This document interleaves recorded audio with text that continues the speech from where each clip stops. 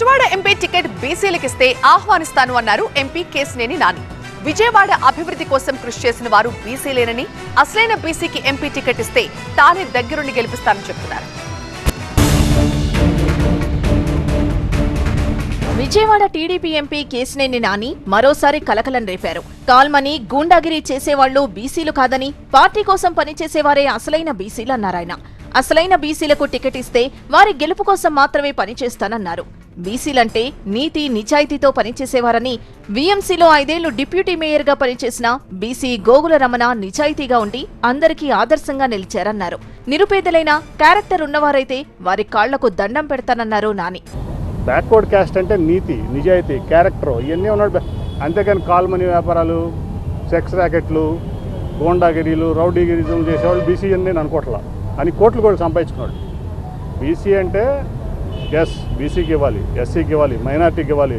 Varicose veins వ్యాధికి కేవలం 30 నిమిషాల్లో చికిత్స. కాల్ చేయండి 9989527715.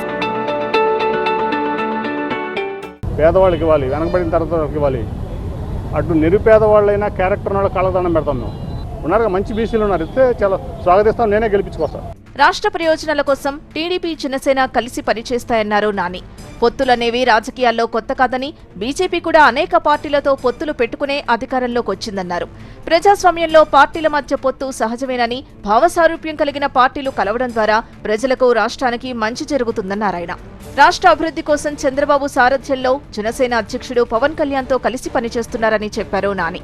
ఓటమి భయంతోనే ప్రత్యర్థి పార్టీలు విమర్శలు చేస్తున్నాయన్నారు నాని. ఒక భావస్వారూప్యం కలవచ్చినటువంటి పార్టీలు అవనండి, వ్యక్తులు అవనండి, ప్రాంతం మంచి కోరుకునే వాళ్ళు, ఈ రాష్ట్రం మంచి కోరుకునే వాళ్ళు, దేశం మంచి కోరుకునే వాళ్ళు కలవడంలో ప్రజలకు మంచి జరుగుతుంది, ప్రాంతానికి మంచి జరుగుతుంది.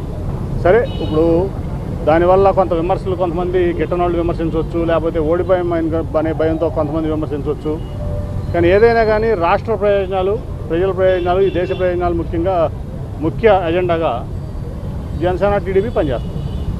బెజవాడలో జరిగిన 40 బీసీ కుల సంఘాల సమావేశంలో బీసీ నినాదాన్ని బలంగా వినిపించిన నేపథ్యంలో నాని వాయిస్ కూడా మారినట్లు ఆయన తాజా వ్యాఖ్యల్ని బట్టి తెలుస్తోంది.